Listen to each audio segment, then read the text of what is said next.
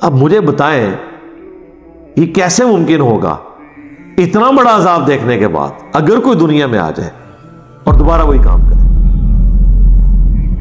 عقل تو اسے تسلیم نہیں کرتی. ایک بار پھینٹی لگ جائے نا انسان کے 14 طبق روشن ہو جاتے ہیں آخرت کا عذاب دیکھ کے. لیکن یہ قرآن تو جھوٹا نہیں ہے.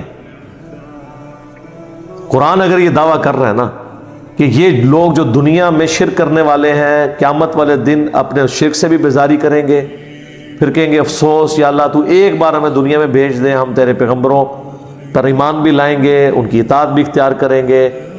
اور اللہ تعالیٰ فرمارے اگر ہم ان کی بات مان کے انہیں بھیج بھی دیں نا, اینڈ رزلٹ یہی ہونا ہے کہ انہوں نے یہی کچھ کرنا ہے. ویسے یہ بڑی حیران کن بات ہے. میں نے اس کے اوپر بڑا تفکر کیا. میری زندگی میں خیر کچھ واقعات بھی ایسے ہیں, آپ لوگوں کی زندگی میں بھی ہوگا. کئی سال پہلے کی بات ہے, آلموسٹ آپ سمجھ لیں آج سے شاید 8-10 سال پہلے کی. میں پشاور موڑ اسلام آباد میں ٹیکسی کے لیے کھڑا تھا, تو ایک ٹیکسی والا آیا, تو اس کے ساتھ جب میں نے سفر اختیار کیا تو میں نے اس سے ویسے گپ شپ کی. تو وہ کہنے لگا جی مجھے اللہ نے نئی زندگی دی ہے. میں کھڑا تھا, پیچھے سے وہ بڑا ڈیمپر آ کے چڑھ گیا. اشفا انٹرنیشنل میں وہ کئی ہفتوں تک وینٹیلیٹر کے اوپر رہا. اللہ نے نئی زندگی دی, حالانکہ اسے رشتہ دار مل کے جا چکے تھے کہ اب یہ نہیں بچنا. وینٹیلیٹر پہ چڑھا ہوا بندہ تو بہت کم ہی واپس آتا ہے. تو کہتا ہے جی مجھے تو نئی زندگی اللہ نے دی ہے. تو میں نے اس سے پہلا سوال یہ کیا نماز پڑھتے ہو؟ کہتا ہے جی ٹائم ملے تو پڑھ لیتا ہوں. میں نے کہا صدق اللہ العظیم, اللہ نے سچ فرمایا. اگر ہم انہیں دنیا میں دوبارہ بھی بھیج دیں تب بھی یہی کچھ کریں گے جو یہ کرتے تھے. وہ دنیا میں واپس ہی آیا نا, موت کے منہ سے جو واپس آیا. اچھا یہ کیوں کریں گے؟ اس کے پیچھے آپ سمجھے لاجک کیا ہے؟ اس کے پیچھے جو لاجک ہے نا وہ اصل میں یہ ہے کہ شیطان اور نفس انسان کو یہ پٹی پڑھاتا ہے کہ اللہ بڑا غفور رحیم ہے. وہ جب دوبارہ دنیا میں آئیں گے نا پھر اپنی مرضی کی زندگی گزاریں گے. پتہ کس امید پہ؟ یار ایک بار آخرت میں گئے تھے نا, چھوڑ ہی دیا نا اس نے, دوبارہ بھیج ہی دیا نا, ان بھی چلو خیر سستی ہوئی تو پھر ایک چانس اور ہی مل جائے گا. آپ مجھے بتائیں خیال آئے گا کہ نہیں ذہن میں کہ بھی پورا قرآن دھمکیوں کا بھرا ہوا, at the end of the day جہنم میں جا کے بھی واپس دنیا میں آ گئے, تو اب کون سی نئی چیز ہو جانی ہے؟ دوبارہ جائیں گے, وہ ہے ہی بخشنے والا مہربان ہے, ماں تو ہی 70 گنا زیادہ کرتا ہے, کوئی مسئلہ ہی نہیں ہے, پھر آ جائے گا. یہ میرے دماغ میں آیا کہ یہ لاجک ان کے دماغ میں آئے گی, اور یہی لاجک ہے جو شیطان کے دماغ میں بھی ہے. اسی لیے ابھی تک اسے توبہ کی توفیق نہیں ہوئی ہے. کہ خیر ہے, چھوڑ دے گا, معاف کر دے گا, خیر معاف کر دے گا. اللہ کا شکر ہے اللہ نے ایک چانس بھی نہیں رکھا ہوا, ورنہ کہیں نہ کہیں کسی کے دماغ میں بات آ ہی جاتی کہ خیر چھوڑ ہی دے گا. اور دیکھیں اس کا احسان ہے کہ اس نے آپ کو مرنے سے پہلے جو سلیبس دیا ہے اس میں بتا بھی دیا ہے, اور یہ بھی کہہ دیا ہے کہ جی یہ اس طرح کی تمنا کریں گے, ہم انہیں دنیا میں واپس بھی نہیں بھیجیں گے, اگر بھیجیں گے پھر بھی یہ اعمال کریں گے. تو اللہ نے تو پہلے فلم چلا دی ہے, اب کسی کے دماغ میں وسوسہ بھی نہیں آنا چاہیے. لوگ کہتے ہیں جوا, سب سے بڑا جوا یہ زندگی ہے جی, پتہ نہیں کس وقت ختم ہو جائے, اور دوسرا چانس بھی کوئی نہیں. کوئی شخص یہ بھی نہیں کہہ سکتا جی سر میری 35 سال میں ڈیتھ ہوئی ہے, میں نے 38ویں سال میں میں نے پلان کیا تھا کہ میں نے 40 سال کی عمر میں جا کے نا اللہ کے راستے میں آنا, یا اللہ 5 سال ہی رہ گئے سن منو دے دینا. وہ ہمیں لگ رہا ہوتا ہے. دیکھ لیں جن کا جنت کا راستہ ہے وہ نظر آ رہا ہوتا ہے جنت کے راستے پہ, اور جو جہنم کے راستے پہ چلنے والے ہوتے ہیں نا وہ نظر آ رہا ہوتا ہے جہنم کے راستے کی طرف ہی جا رہے ہیں. ان کو آپ جو کچھ بتائیں وہ مانتے نہیں ہیں, اور جو خوف خدا رکھنے والے ہیں وہ ہر بات کو سیریس لینا شروع کر دیتے ہیں.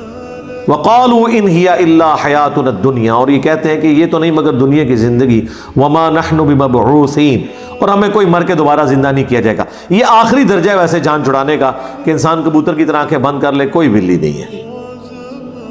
تو اس طرح کرنے سے اگر بلی غائب ہوتی تو مسئلے حل ہوتے, لیکن بلی تو غائب نہیں ہوگی. ہاں آپ آنکھیں بند کریں گے گردن مروڑ کے چلی جائے گی آپ کی. تو آخری حل یہی ہے, جو لوگ اپنی مرضی کی زندگی گزارنا چاہتے ہیں نا ان کے پاس آخری حل ہے ڈینائل آف گاڈ, خدا کا ہی انکار کر دو, آخرت کا ہی انکار کر دو, تاکہ یہ ہر وقت جو ٹینشن ہے دماغی ختم ہو جائے. تو اس طرح کرنے سے تو نہیں ہونی. وَلَوْ تَرَىٰ إِذْ وُقِفُوا عَلَىٰ رَبِّهِمْ, کاش تم وہ وقت دیکھ لو جب یہ اپنے رب کے حضور کھڑے کیے جائیں گے. قَالَ أَلَيْسَ هَٰذَا بِالْحَقِّ, اللہ فرمائے گا بتاؤ کیا یہ سچ نہیں ہے مرنے کے بعد جی اٹھنا؟ قالوا بلا وربنا، وہ کہیں گے کیوں نہیں، اور اے ہمارے رب تیری قسم کہ ایسا ہی ہے. قال فذوقوا العذاب بما کنتم تکفرون، تو اللہ فرمائے گا ٹھیک ہے چکھو پھر آپ اس عذاب کا مزہ. یہاں تک تو شاید ہم ایکسپیکٹ کر رہے تھے کہ اللہ تعالیٰ کہے گا کہ اچھا اب یقین آ گیا، چلو ایک چانس اور لے لو، اور نیچے غلط کام کرنا نہ. اللہ فرما رہے ہاں پتہ چل گیا، وہ کہیں گے ہاں پتہ چل گیا، دوڑ.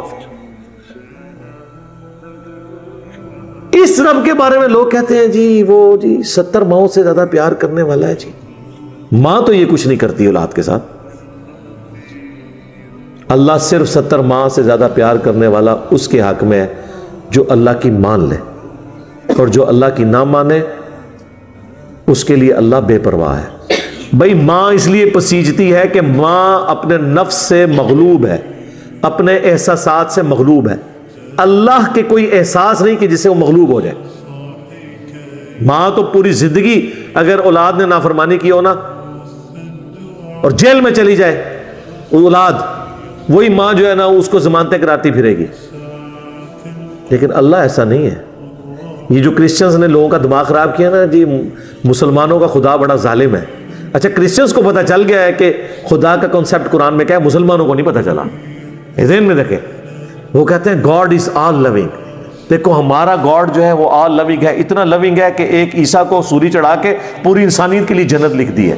تو سر یہ پیکج کس کو نہیں قبول ہوگا؟ یعنی دونوں جانی مٹھے باؤ، ادھر بھی یاشی اگے بھی یاشی، لیکن یہ کبوتر کی طرح آنکھیں بند کر لی. وہ کہتے ہیں مسلمانوں کو خدا تو بڑا ڈاڈا ہے، وہ تو دھمکیاں لگاتا ہے.